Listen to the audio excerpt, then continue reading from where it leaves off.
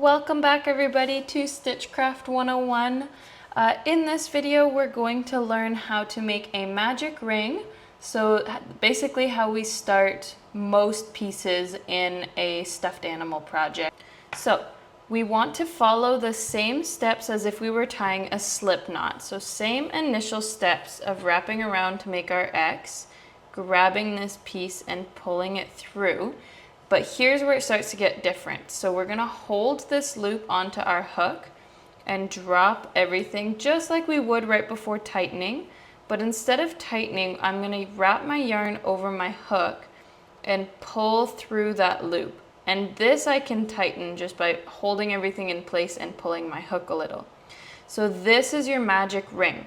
And when I say to make a magic ring of 6, for example, which is most of my patterns start off with a magic ring of 6, what you're going to do is single crochet 6 stitches into this circle.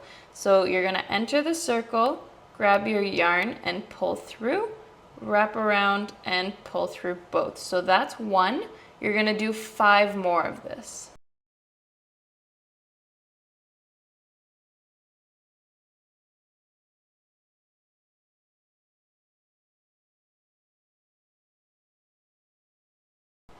So from this stage here, you're gonna have this tail and this loop sticking out from your stitches, and you wanna tighten this to make a circle. So we're just gonna grab our tail and pull on it to tighten our stitches into a circle so they're working around.